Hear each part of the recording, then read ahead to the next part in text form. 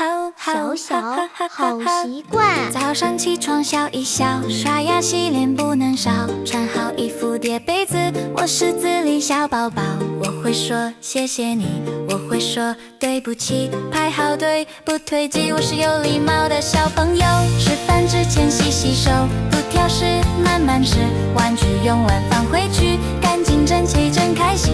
我会说请帮忙，我会说没关系，轻轻说话不打架，我是懂事的小朋友。